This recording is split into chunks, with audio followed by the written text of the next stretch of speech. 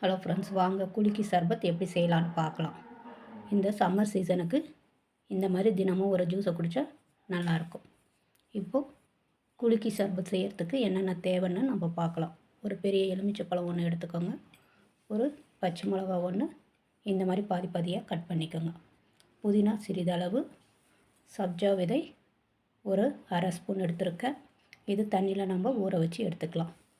தேவையான அளவு சர்க்கரை எடுத்துக்கலாம். உப்பு ஒரு சிட்டிகை சேர்த்துக்கலாம். இதோடு ஐஸ் க்யூப்பு எடுத்துக்கலாம். வாங்க ஃப்ரெண்ட்ஸ், இப்போ எப்படி செய்யலான்னு பார்க்கலாம். இப்போ இந்த சப்ஜா விதையை ஒரு டம்ளரில் தண்ணி ஊற்றி நாம் இதை ஊற வைக்கலாம். இந்த மாதிரி ஊற வச்சுக்கோங்க ஃப்ரெண்ட்ஸ். ஊற வச்சிங்கன்னா இந்த மாதிரி நல்லா பெருசாகிட்டு வரும். இப்போ இந்த எலுமிச்சை பழத்தை நாம் பாதி பாதியாக கட் பண்ணிக்கலாம். இப்போ இந்த மாதிரி எலுமிச்சை பழம் பாதி பாதியாக கட் பண்ணிக்கோங்க ஃப்ரெண்ட்ஸ். இப்போ ஒரு பாத்திரத்தில் நாம் இந்த எலுமிச்சை பழத்தை பிழிஞ்சிக்கலாம்.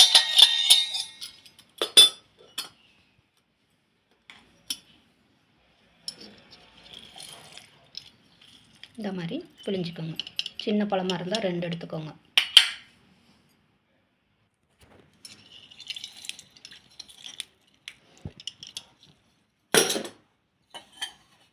இப்போ இதில் தேவையான அளவு சர்க்கரையை நாம் சேர்த்துக்கலாம். இதிலேயே ஒரு சிட்டிகை உப்பு சேர்த்துக்கலாம். இதில் ஒரு டம்ளர் தண்ணி ஊற்றிக்கலாம் ஃப்ரெண்ட்ஸ். பெரிய டம்ளரில் ஒரு டம்ளர் தண்ணி ஊற்றிக்கணும். இப்போ இதிலேயே நாம் புதினாவை சேர்த்துக்கலாம். இந்த பச்சை மிளகாவையும் சேர்த்துக்கலாம். சேர்த்து நல்லா கலக்கி விட்டுருங்க.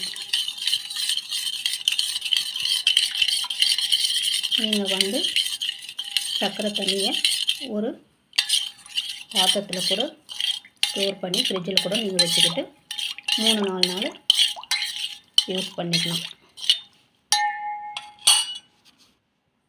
எப்போ தேவையோ அப்போ இந்த சர்க்கரை தண்ணியை எடுத்து ஒரு லெமன் பழம் பிழிஞ்சு விட்டிங்கன்னா உடனடியாக லெமன் ஜூஸு நமக்கு கிடச்சிரும்.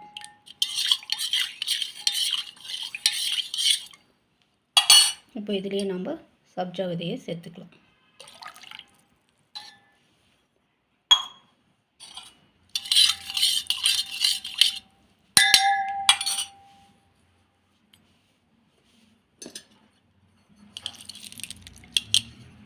இப்போ இதில் நம்ம ஐஸ் க்யூப் சேர்த்துக்கலாம் ஃப்ரெண்ட்ஸ்.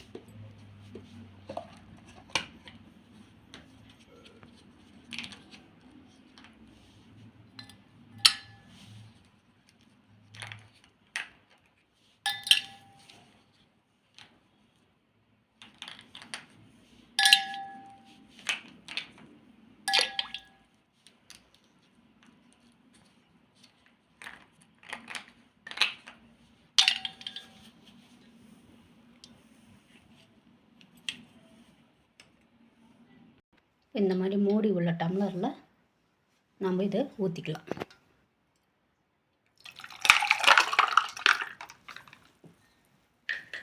இதை ஊற்றி இதை மூடிடலாம் ஃப்ரெண்ட்ஸ்.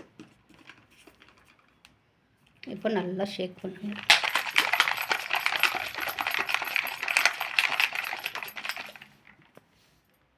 இப்போ உங்கள்கிட்ட இந்த மாதிரி டம்ளர் இல்லைன்னா கூட வாட்டர் பாட்டிலில் ஊற்றி கூட நீங்கள் நல்லா ஷேக் பண்ணி நீங்கள் டம்ளரில் ஊற்றிக்கலாம்.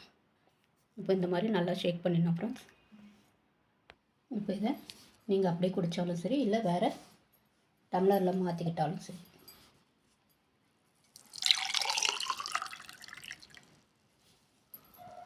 அவ்வளோதான் ஃப்ரெண்ட்ஸ். இப்போது சுவையான குல்கி சர்பத் ரெடி. இது குடிக்க ரொம்ப சூப்பராக இருக்கும் ஃப்ரெண்ட்ஸ். ரொம்ப ஈஸி தான். செஞ்சு பார்த்துட்டு கமெண்ட் பண்ணுங்கள், ஷேர் பண்ணுங்கள், சப்ஸ்கிரைப் பண்ணுங்கள், லைக் பண்ணுங்கள். நன்றி, வணக்கம்.